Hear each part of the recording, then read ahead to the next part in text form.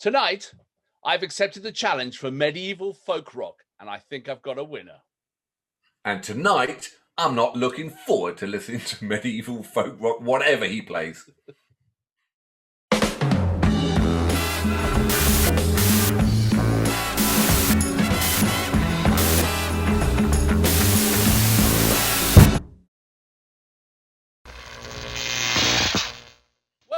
Welcome. We are the Thamesmen. I'm George. Hey. That and I'm is Alex in San Francisco. How are you doing, my friend? Good. I'm looking forward to this. I'm looking forward to your medieval folk rock. Well, bring it on. The Wheel of Fortune's fate for me was medieval folk rock, and so as people can see from the title, I've gone for an absolute classic. It's going to be Pentangle. You know, it's going to be Jethro Tull. Jethro Tull, who are an awesome live band. Let's face it, they are truly an awesome live band. So I've seen them enough times. They are good. Okay. All right. Yeah. So this is a live performance, and the song is Locomotive Breath. So let's get into it, and then we'll have a chat afterwards. How about that? Fantastic. Looking forward to this, actually. I'm actually really looking forward to this. Could have been worse. It could be Pentangle. Could have been, I don't know. Could have been, oh God. It could have been Morris dancers. I was thinking about lining up some Morris dancers for you, you know. But hey, we'll do another show on Morris dancers if anyone requests it. Down below, subscribe and hit the bell. I'm sure that'd be really important. So many people. Please don't request Morris dancing. It's really good. We had to suffer it our whole childhood at rubbish fairs. Don't do it. And for Americans who don't understand Morris dancing, it's grown men with flowers around the head throwing handkerchiefs around. I'll put a video. I'll post a link in the description to some classic Morris dancing from my hometown. How about that? Yeah. That's going to bring them in. All right. Are you ready? Let's do this. Are you ready? Bit of Jethro Tull. Medieval folk rock. Bring it on. I'm going to play it loud. 5, 4, 3. It's not a rocket launch. You don't I know. Let's just go. I can just go now. Ready? 2, 1, go. Go. Oh, yeah.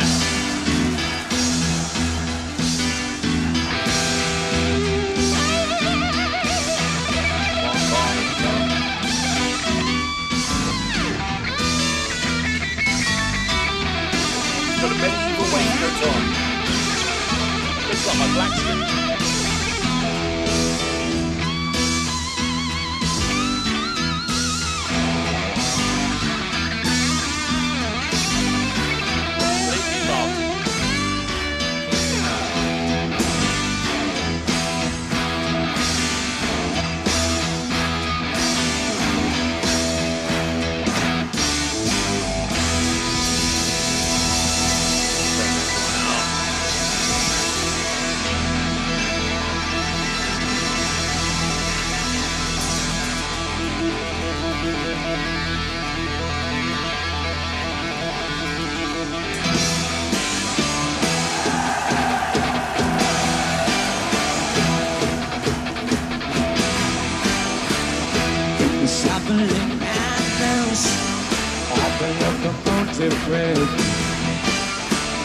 What's the all-time loser?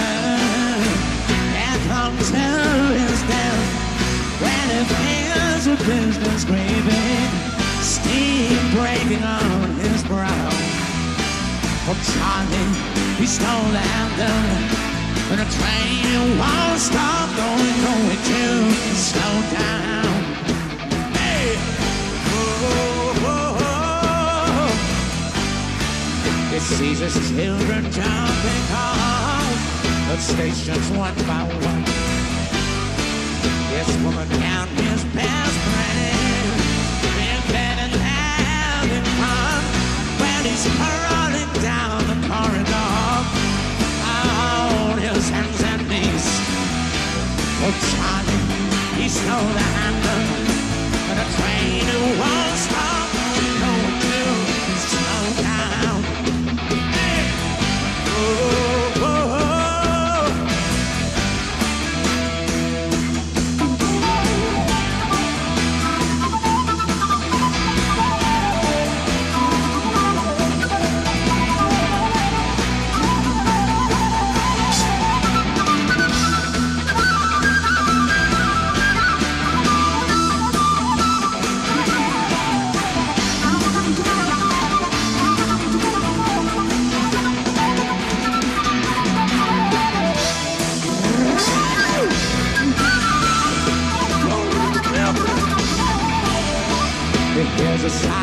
howling when he catches angels as they fall.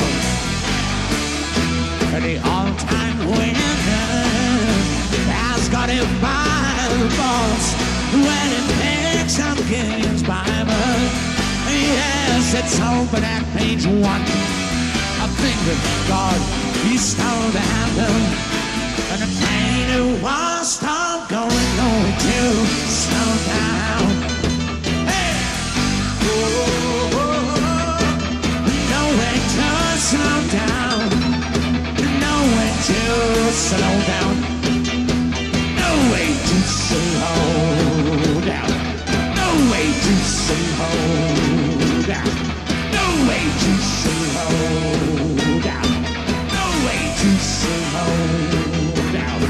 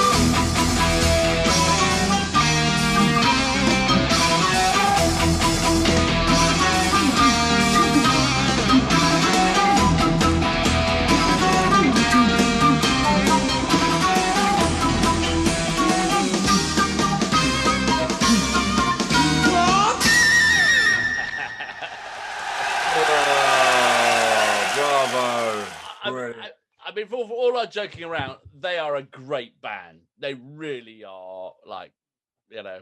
They understood that you got to put a show on. I mean, basically, we had the submarine crew from the Nemo on bass, you know, with his data out. It did look like the stage has been invaded by a load of homeless people. We had a blacksmith on the lead guitar. There was more hair there than an explosion in a mattress factory. They all had ears, they had hair out their ears, but they put on a really good show. Well, really. It was a simpler time where giant balloons thrown into the audience were like the height of entertainment technology. I think it wasn't like our Pink Floyd where we had the giant mirror ball spaceship that came down. Really, is it? So yeah. But it was good. One of the tricks they used to do. One of the tricks they used to do. They used to have a telephone on stage, just a red telephone, and then in the middle of the gig, it would ring the telephone, and the whole band would go stop, and then they'd walk over, and go hello, and they go no, sorry, wrong number, and put it down. The band would start again. Very simple time, just absolutely classic.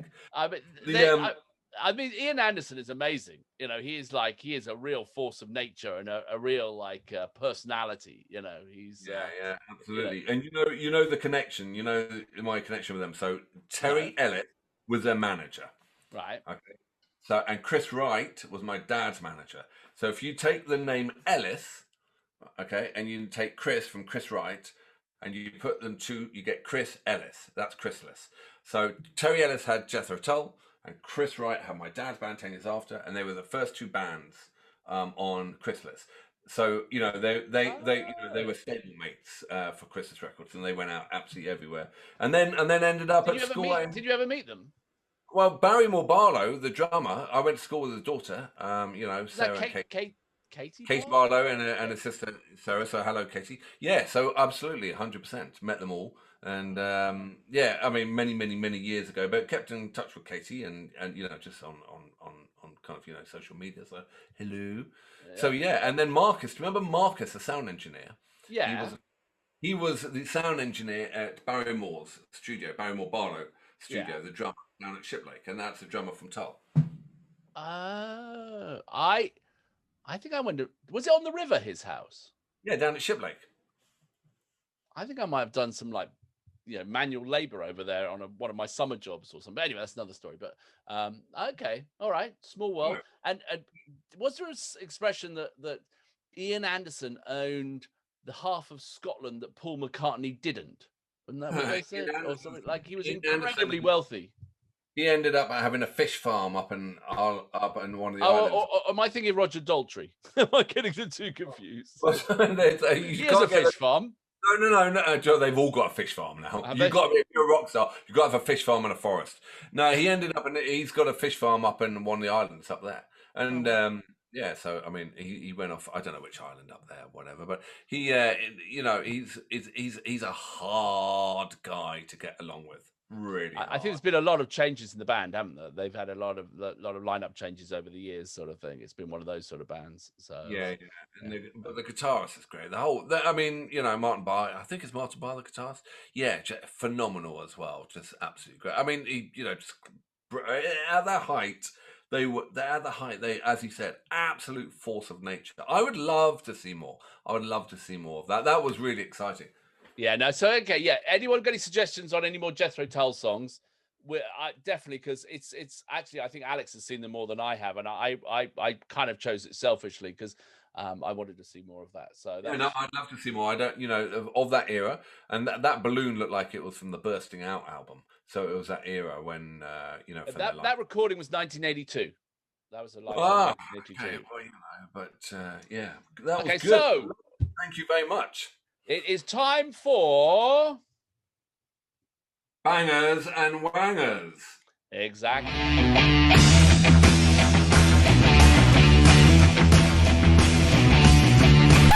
Welcome. Okay, so where is my pen? I've got my pen, and I need my. Hard to score. This one is going to be hard to score. And we got to score this. Let me grab get a new strip. Okay, so this is, for those who don't know, our laser scoreboard Mark II, and this is our Bangers and Wangers. We got to give it out of 20 points. And so, Alex, what do you think? We get 10 points each. So I love the advanced Mark II. So you like it? You're liking that? We're going to have to go to Mark III. Generously donated by our subscribers. So thank you very much, everyone. Subscriptions are coming in thick and strong. If you can subscribe, we can maybe get a different pen. Locomotive Breath, absolute banger of a track, regardless if it's live or not. I am a strong 8.4. 8.4. Okay, that's a good number. 8.5. I love it. It's a great track. I do too. I think I love it too, and I'll go an 8.5 as well. Let's do an 8.5. So 8.5. That's 17.0, isn't it? I think, is that right? If my math is correct, yeah. So let's have a look where that comes in. On the laser score. On the laser scoreboard, a 17.0. Oh, that's coming in here. It's equal to Deep Purple, Child in Time, and it's about right. Just below the Verve Bittersweet Symphony. So that's where we have Jethro Tull coming in. Ooh, that's not bad. That's respectable, I would say. Live. So what color is it? It's in black pen, means it's live. So we're good. Yeah. It's around the purple mark, deep purple. I reckon there, and the Verve. That's going to be controversial. I still think AC/DC is too high on that one. But no, the Foo Fighters are above all of them. There's something wrong. We were generous on our points that day. We were enjoying it too much, I think. Yeah. Maybe on the Mark III, we just removed that. Okay. So what do we have for what? Yeah, exactly. Well, yeah. Well, so what do you have for me on the Cozy Corner? What about Wheel of Fortune? Oh, Wheel of Fortune. Oh, yes. I do apologise. Ladies and gentlemen. That big thing just over your shoulder. The Wheel of Fortune. Okay. Wheel of Fortune. Too much going on. Ladies and gentlemen, I'll do this one. I'll build it up. Ladies and gentlemen, Wheel of Fortune.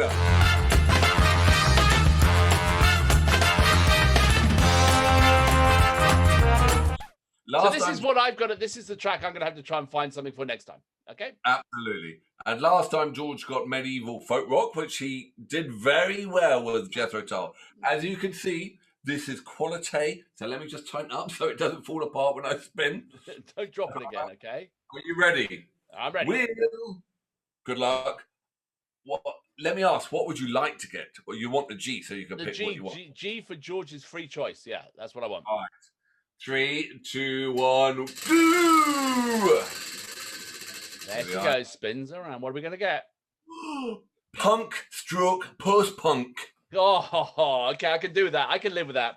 I'm going to write that down. Punk. So close to prog rock. That gives me a lot of leeway. Excellent. I already know what I would do if I did that track. That's a good one. All right. I'm happy with that. Okay. So it is time to round it out. And we have got it with our new segment, haven't we? Which is... Cozy Corner.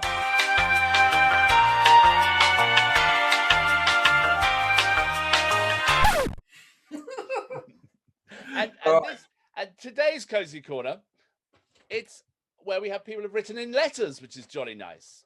Very old school, very old fashioned, and we appreciate the letters. So one of our subscribers has written us a letter. Very nice. And tonight it's from Brian in Winchester. Funnily enough. So Brian. So thank you, Brian. And what Brian says is, "Dear Thamesman, I'm very much enjoying your channel and look forward to new content with great anticipation." I like Brian. He's nice. I like Brian a lot. He's really nice. Yeah. I do have one question though, and it relates to Kachagugu and the lead singer Lamal. Weirdly enough, I was wondering if there was any truth to the rumor that Alex and Lamal have been seen in the same place at the same time. Thank you again. Yours sincerely, Brian (brackets Winchester). So, I mean, he's funny you should bring that up because the topic of Kachagugu does come up unnaturally often in these discussions. And I've got some evidence. I did some research, and if you just look down here, you can see that there is a reason that we only see Alex or Lamal only one at a time. So there you go. Thank you, Brian, for bringing that up. And on that bombshell, I think we will we'll call it a night, won't we? So yes.